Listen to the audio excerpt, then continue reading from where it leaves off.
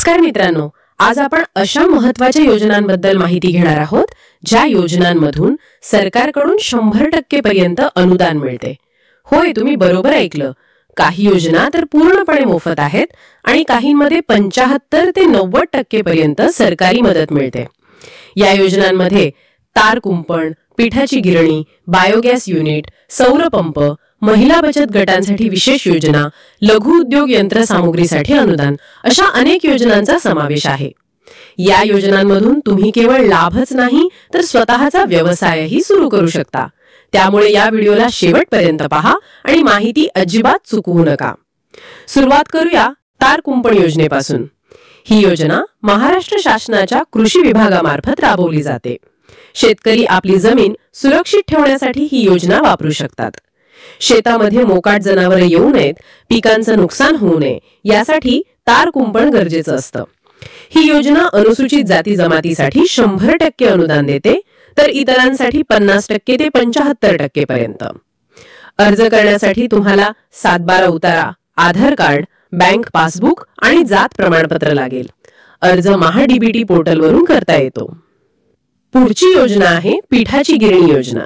ही योजना विशेषतः महिला बचत गट, स्वयंसहाय्यता गट किंवा ग्रामीण भागातील उद्योजकांसाठी उपयुक्त आहे. या योजनेमुळे महिलांना आर्थिक स्वावलंबनाचा मार्ग मिळतो. एक गिरणी लावून गावात रोजचं पीठ तयार करता येतं आणि उत्पन्न मिळवता येतं. या योजनेमध्ये गिरणी मशीनसाठी 75 ते 100% पर्यंत अनुदान मिळतं. महिला बचत गट, शेतकरी महिला, किमान 10वी पास महिला अर्ज करू शकतात.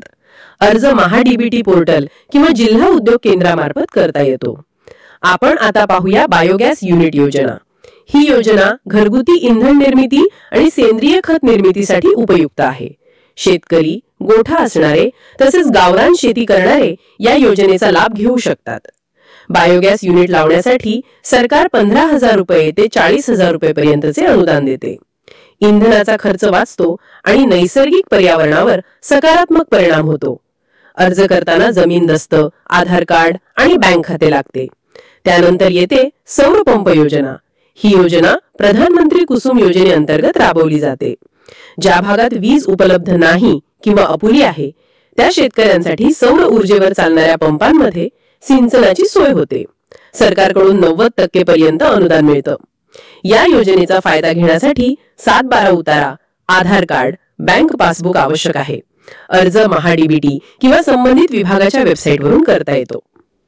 याशिवाय लघु उद्योगासाठी यंत्रसामुग्री अनुदान योजना सुद्धा उपलब्ध आहे. तुम्ही जर स्वतःचा व्यवसाय सुरू करू इच्छित असाल, उदाहरण हळद प्रक्रिया machine, solar dryer, welding machine किंवा एखादी लघु गिरणी, तर या योजनेअंतर्गत 50% ते 90% पर्यंत अनुदान दिलं जातं. अर्ज करताना व्यवसायाचे स्वरूप, बँक खाते, उद्दिष्टपत्र आणि ओळखपत्र आवश्यक असतात.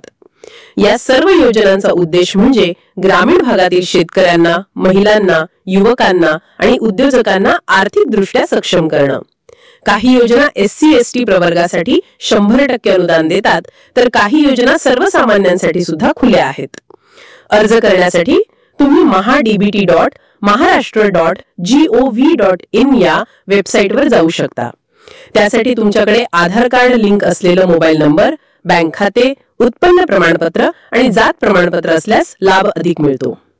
मित्रांनो, या योजना तुमच्यासाठी संधीसारख्या आहेत. सरकारी योजना कधी बंद होतील सांगता येत नाही, म्हणून तुम्ही वेळेवर अर्ज करा. जास्तीत जास्त लोकांपर्यंत ही माहिती पोहोचवणं हे आपलं कर्तव्य आहे. त्यामुळे व्हिडिओ शेअर करा, लाईक करा आणि जर अजून काही योजना पाहिजे असतील तर कॉमेंटमध्ये जरूर सांगा.